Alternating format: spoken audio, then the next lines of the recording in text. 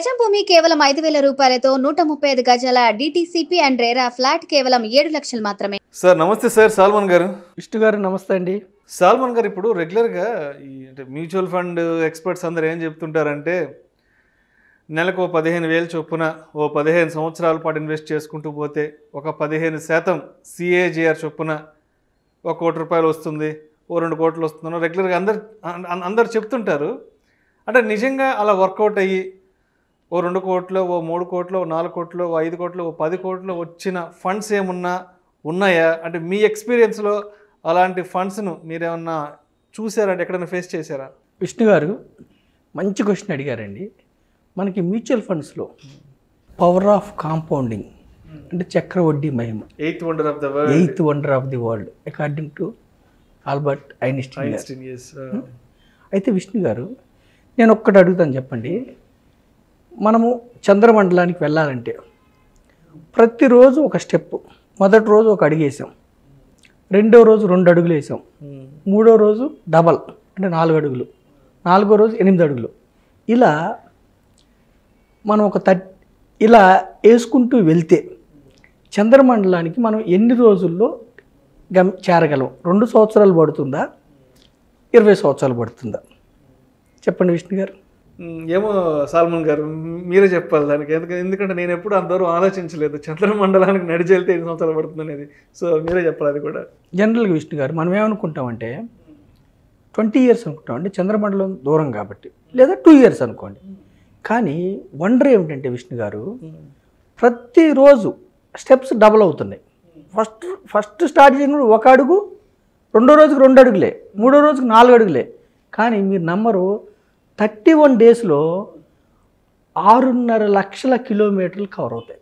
లెక్కేసుకోండి, 6.5 లక్షల కిలోమీటర్లు 31 డేస్లో కవర్ అవుతాయి. అంటే కాంపౌండింగ్ లెక్కన ప్రతిరోజు డబుల్ అవుతాయి. ప్రతిరోజు ఇప్పుడు కాంపౌండింగ్ మనం ఎలా లెక్కేస్తాం? 3 ఇయర్స్కి డబుల్ అయితే, 4 ఇయర్స్ మన రేట్ ఆఫ్ రిటర్న్స్ని బట్టి 5 ఇయర్స్కి డబుల్ అయితే, 6 ఇయర్స్ డబుల్, అలా కదా. So rule of 72. సో 31 డేస్లోనే మనం 6.5 లక్షల కిలోమీటర్లు చంద్రమండలాన్ని చేరుకోగలం. అది పవర్ ఆఫ్ కాంపౌండ్. ఇక్కడ మీరు ఒకటి చూడండి విష్ణు గారు, జస్ట్ 10 డేస్ డిలే చేస్తే మనం రీచ్ అయ్యేది ఓన్లీ 10 కిలోమీటర్లు. అంటే ఇన్వెస్ట్మెంట్స్లో ఎప్పుడైనా స్టార్ట్ ఎర్లీ, చాలా తొందరగా చిన్న ఏజ్లో స్టార్ట్ చేయాలి. Invest for long term. ఎంత ఎక్కువ చేసాము అన్నది కాదు, ఎంత తక్కువ చేసినా కూడా ఎంత ఎర్లీగా స్టార్ట్ చేసి దీర్ఘకాలం ఉండాలి. అంటే ఒక 24-25 ఏళ్ళకి ఉద్యోగం వచ్చిందంటే 20 ఏళ్ళ పాటు కానీ స్టే చేయగలిగితే, 20 ఏళ్ళు స్టే చేస్తే 45 ఇయర్స్ ఏజ్కి మంచి రిటర్న్ వస్తుంది. 25 ఏళ్ళు 30 ఏళ్ళు ఉంచితే మీకు ఎంత వస్తుందో నేను 1-2 మ్యూచువల్ ఫండ్స్ స్కీమ్స్ చెబుతా విష్ణు గారు. ఓకేనా విష్ణు గారు?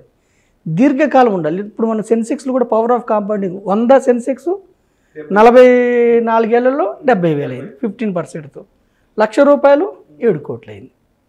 ఇప్పుడు ఇలాంటి ఫండ్స్ ఏమైనా ఉన్నాయా? ఇప్పుడు మీకు ఉదాహరణ చెప్తున్నాను విష్ణు గారు. ఒక fund Nippon growth fund, 94-95 start అయింది. 95 2021 అక్టోబర్లో మాట్లాడుకున్నాం. మనము 2-3 ఇయర్స్ బ్యాక్ మాట్లాడుకున్నాం. అప్పుడు NAV 1900 ఉంది.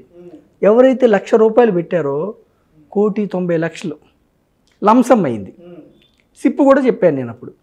ఇప్పుడు విష్ణు గారు ఈరోజు 3,091 NAV నెట్ అసెట్ వాల్యూ. అంటే ఎవరైతే కరెక్ట్గా అక్టోబర్ 95లో స్టార్ట్ అయింది, 28 సంవత్సరాల క్రితం ఎవరైతే ₹1,00,000 ఇన్వెస్ట్ చేశారో ఈరోజు 3 కోట్లు లైఫ్ సెటిల్డ్.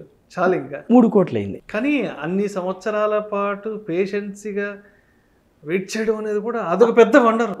ఎందుకంటే ఆ రోజు మధ్యలో ఎవరైనా ఏదైనా అవసరం వచ్చి ఎగ్జిట్ అయిపోయి వెనక్కి వెళ్ళిపోయింటే ఈరోజు ఆ కాంపౌండింగ్ వండర్ అనేది చూసేవాళ్ళు కాదు కదా. అయితే విష్ణు గారు ₹1,00,000 వచ్చి ఈరోజు 3 కోట్లు అయింది 28 ఇయర్స్లో.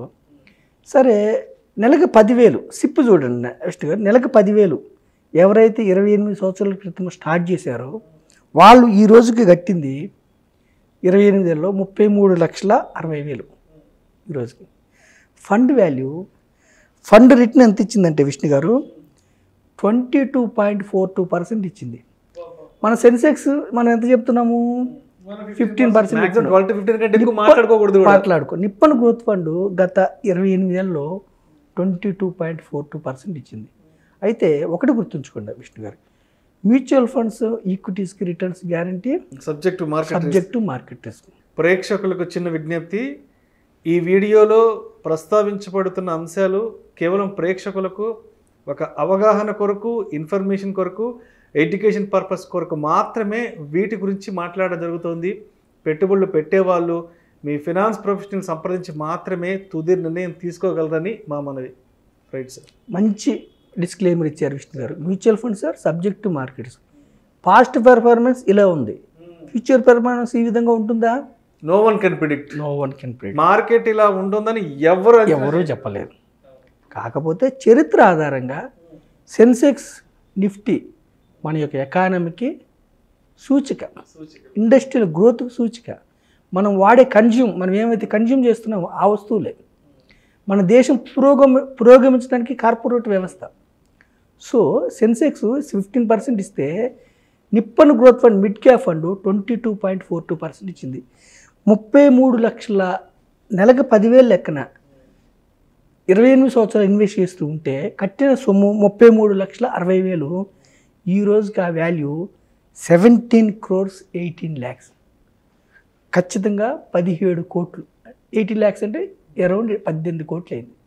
విష్ణు గారు మీరు అనొచ్చు 28 సంవత్సరాల క్రితం 10,000 పెద్ద మొత్తం అండి, ఒక ఎకరం పొలం వచ్చిండేది అనొచ్చు. 10,000 ఎకరం. సో 1,000 రూపాయలు వేసుకుంటే కూడా, నెలకి 1,000 రూపాయలు వేసుకుంటే కూడా విష్ణు గారు 28 సంవత్సరాల్లో వాళ్ళు కట్టింది 3,36,000. అది ఈరోజు 1,71,00,000. నెలకి 1,000 రూపాయలతో 3 లక్షలు, 1,71,00,000 28 ఏళ్ళు అయింది. Is it good return or bad return? ఒక సామాన్య మానవుడు కోటీశ్వరుడు రావడానికి అవకాశం ఉందా లేదా? నేనేమంటానంటే ఈక్విటీస్లో F&O ట్రేడింగ్, ఇంట్రాడే నాలెడ్జ్ ఉంటే వెళ్ళండి, మీ ఇష్టం, రిస్క్ ఉంటుంది. నాలెడ్జ్ లేకుండా హాయిగా కూర్చొని నెలకి 100 రూపాయలు, 500, 1,000 రూపాయలు ఒక సామాన్య మానవుడు కూడా ఒక లార్జ్ క్యాప్ ఫండ్ తీసుకుంటే, ఇండియాలో ఉన్న లార్జ్ క్యాప్ అంటే టాప్ 100 కంపెనీస్, ఇండియాలో ఉన్న టాప్ 100 కంపెనీస్లోంచి ఒక 30 to 40 కంపెనీస్ని ఫండ్ మేనేజర్ పిక్ చేసుకొని ఆ కంపెనీస్లో ఇన్వెస్ట్ చేస్తారు. ఇన్వెస్ట్ చేయటువంటి ఏమిటి? స్టాక్స్ కొట్టడం. మీరు కూడా నెలకు 500 కట్టిన వాళ్ళు కూడా part owner of the 30 to 40 companies. నెలకి 1,000 రూపాయలతో కూడా 3,36,000, 1,71,00,000 అయింది. ఇది పవర్ ఆఫ్ కాంపౌండింగే కాదా? పవర్ ఆఫ్ కాంపౌండింగ్లో 1% తేడా వస్తే కూడా జంప్ అవుతూ ఉంటుంది. కరెక్ట్గా 2 సంవత్సరాల క్రితం 1,00,000 రూపాయలు, 2 సంవత్సరాల క్రితం 1,70,00,000, 1,80,00,000, 90,00,000 అయితే మనం లంసము ఈరోజు 3 కోట్లు అయింది. 2 సంవత్సరాల్లో ఇంకొక 1,20,00,000 పెరిగింది. అర్థం విష్ణు గారు. అలాగే ఇంకొకటి, ఎప్పుడు నిప్పన్ గ్రోత్ ఫండ్ కాకుండా Sundaram mid cap fund. Nippon growth fund ఏమో 28 years క్రితం స్టార్ట్ అయింది.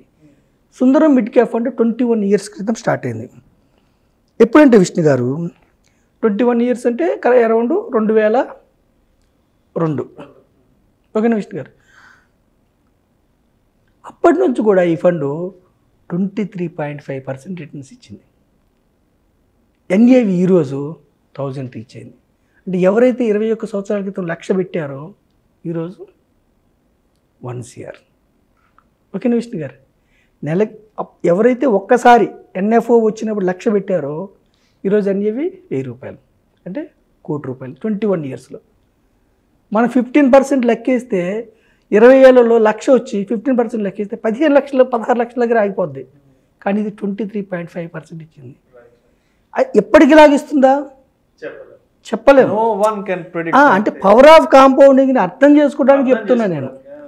23% అంటే అరౌండ్ 3.5 yearsలో డబుల్ అవుతూ ఉంటుంది. అంటే ఇదేదో మనం రికమెండ్ చేయటం కాదు, ఏదో మోసుకొని రావడమే కాదు.